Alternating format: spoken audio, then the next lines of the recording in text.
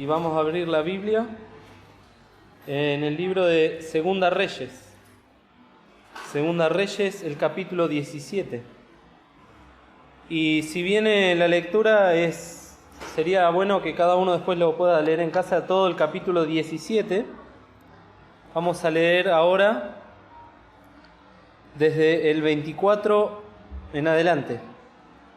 Segunda Reyes 17, del 24 en adelante. Y trajo el rey de Asiria gente de Babilonia, y de Cuta, y de Aba, y de Amat, y de Sepharvaim, y púsolos en las ciudades de Samaria, en lugar de los hijos de Israel, y poseyeron a Samaria y habitaron en sus ciudades. Y aconteció al principio, cuando comenzaron a habitar allí, que no temiendo ellos a Jehová, envió Jehová contra ellos leones que los mataban.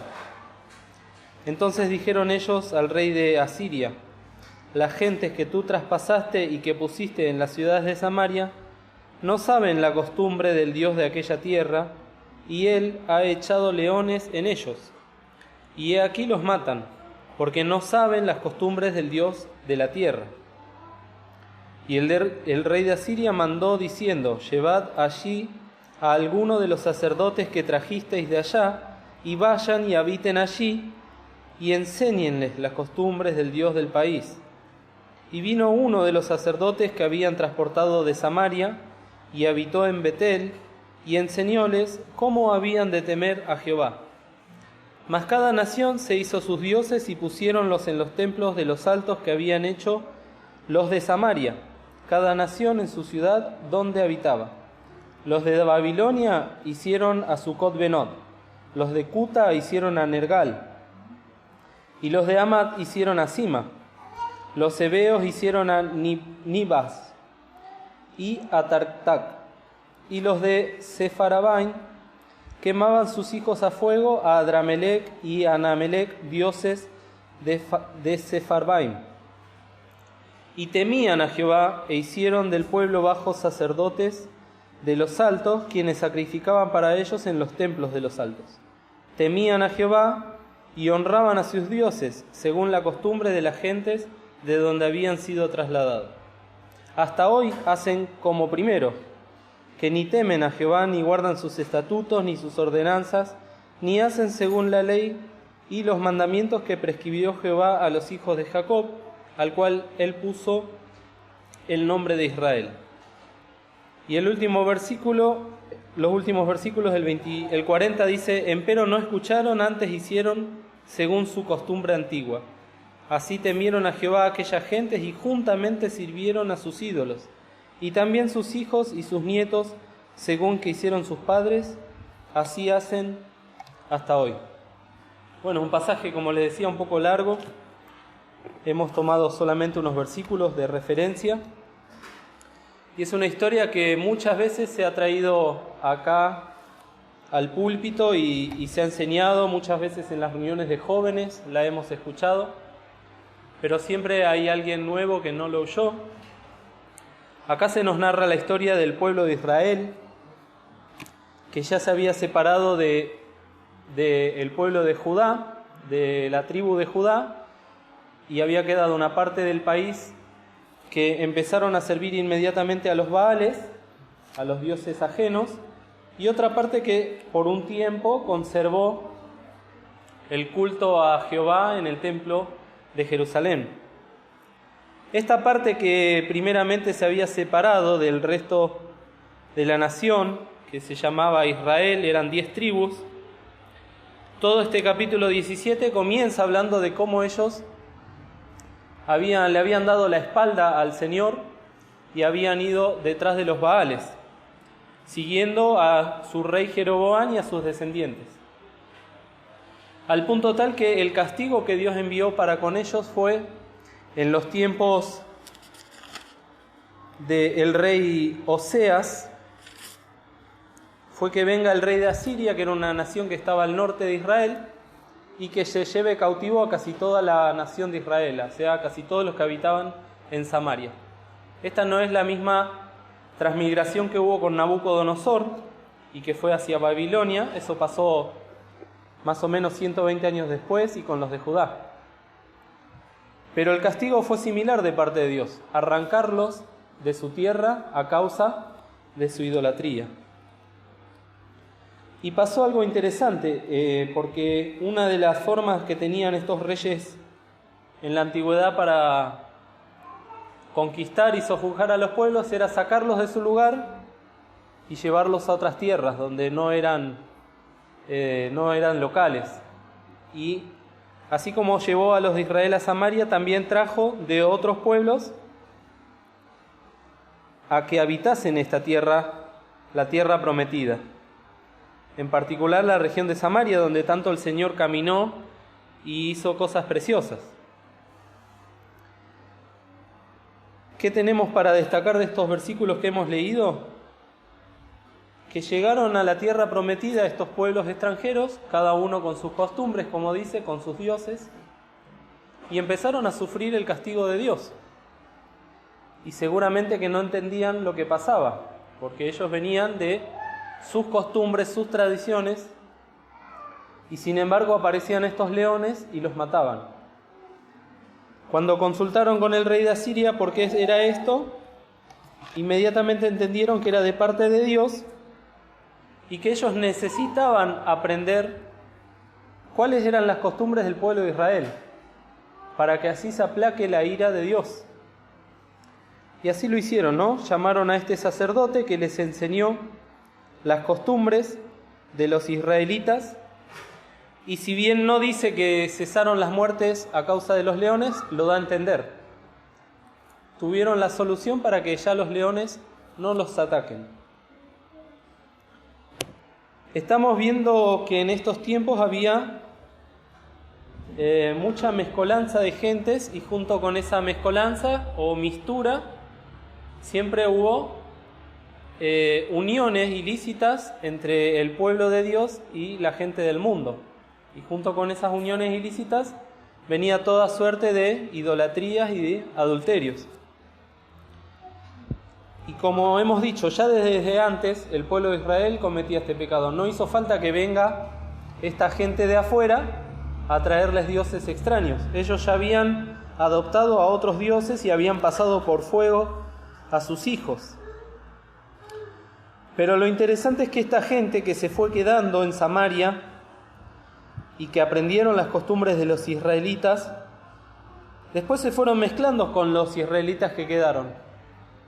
Y estos son los samaritanos que después conoce o que conocemos a través del Nuevo Testamento, que sabían de Jacob, sabían del Mesías, pero también eran idólatras por naturaleza, y como dice acá, juntamente sirvieron a sus ídolos y también sus hijos y sus nietos, o sea, todas las generaciones.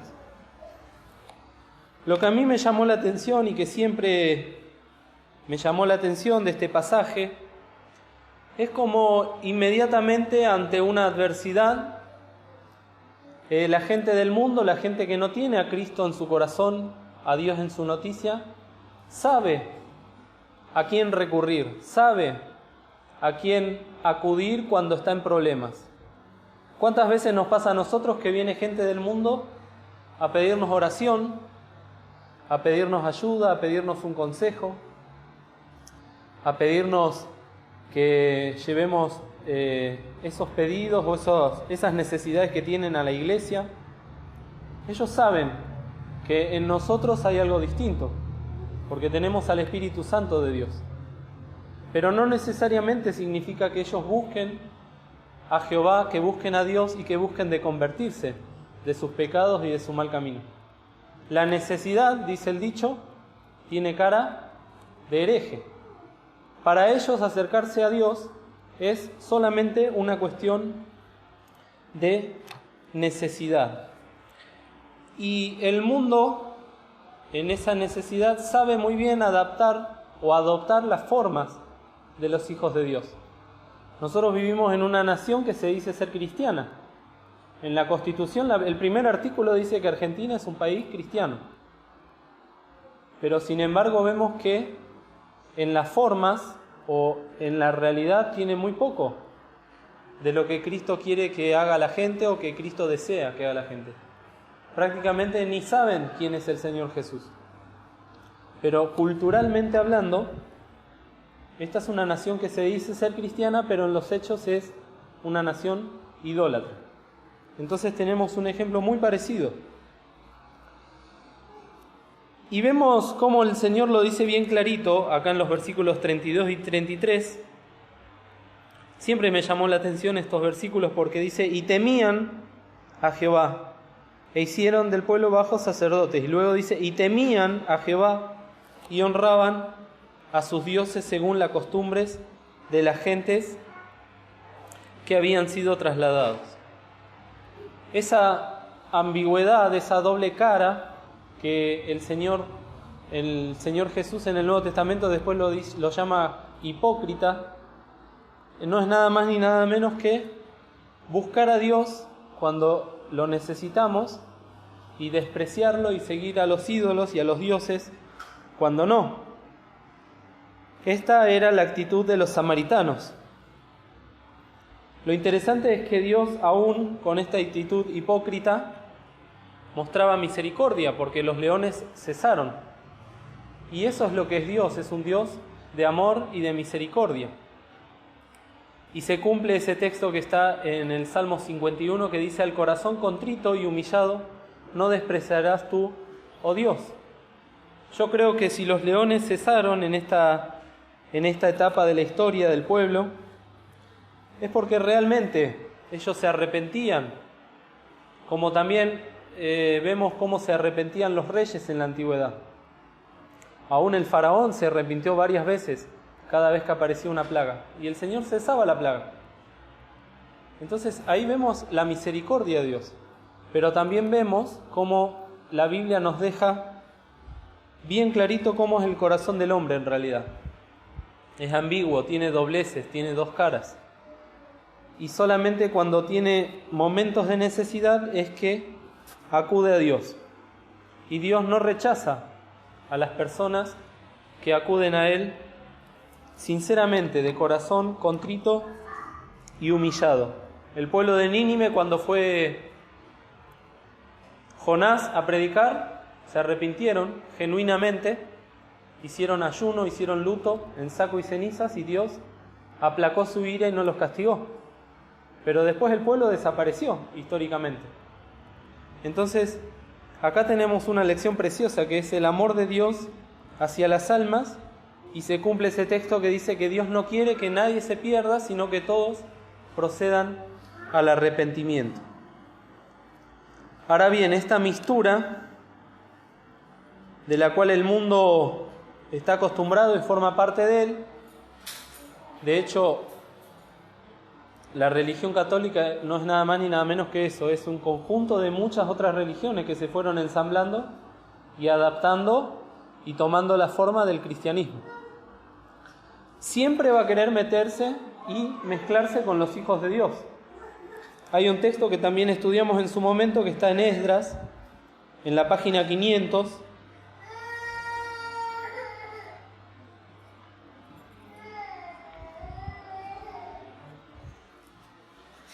Cuando estaban construyendo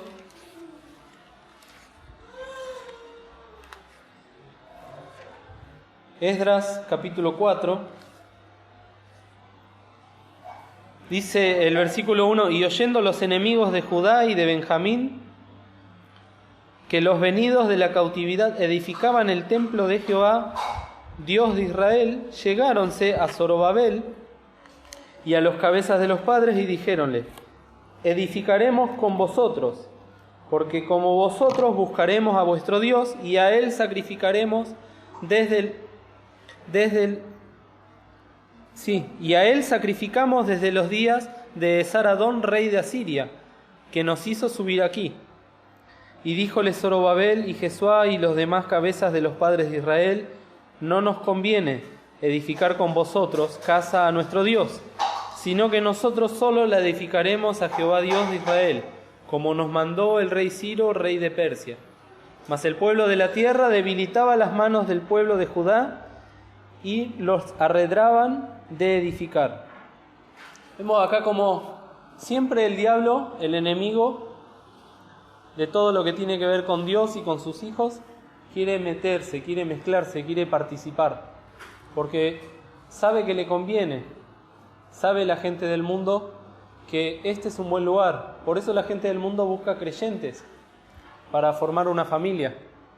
Es un clásico eso, se ve siempre y se va a seguir viendo, porque saben que ahí hay paz, ahí hay tranquilidad, ahí hay cierta estabilidad. Aún laboralmente hablando, hay mucha gente que no quiere saber nada con Dios, pero cuando se entera que el empleado o el que va a ir a trabajar a la casa es un creyente, un cristiano evangélico, inmediatamente, sin preguntar nada más, lo contratan. Me ha pasado muchas veces, es un cristiano, mándamelo. Ya sea que es un pintor, un plomero, un electricista o un herrero, inmediatamente cuando escuchan que va a la iglesia, lo contratan. Vemos entonces cómo el mundo tiene esa capacidad que le sale muy bien de adaptarse a las formas y a las cosas de Dios. Ahora bien, los hijos de Dios, nosotros, tenemos una exhortación de parte de Dios en Romanos, el capítulo 12, que la conocemos muy bien también. El versículo 2 dice: y más no os conforméis a este siglo. Empieza diciendo, ¿no? Ruego por las misericordias de Dios. Así que, hermanos, os ruego por las misericordias de Dios que presentéis vuestros cuerpos en sacrificio vivo, santo, agradable a Dios, que es vuestro racional culto. Y no os conforméis a este siglo, mas reformaos por la renovación de vuestro entendimiento, para que experimentéis cuál sea la buena voluntad de Dios, agradable y perfecto. Nosotros, siendo hijos de Dios, tenemos el enorme privilegio, a diferencia del mundo, de tener una comunión verdadera con Dios.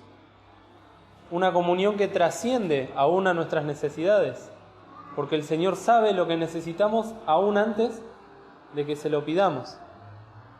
Pero el Señor está deseando que nosotros nos acerquemos a Él también con un corazón contrito y humillado, como dice el Salmo 51, y también a pesar de que muchas veces tendemos a caer en pecado, tendemos a acercarnos al mundo, tendemos a no cumplir con este versículo 2 que hemos leído de Romanos 12.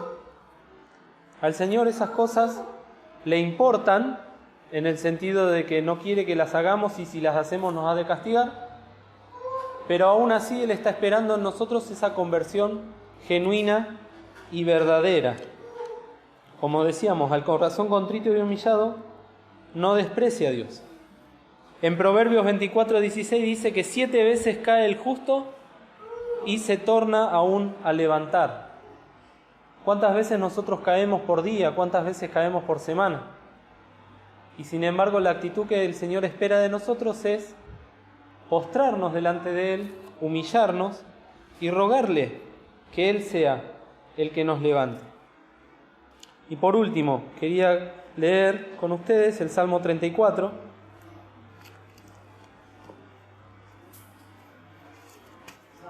Salmo 34, página 588.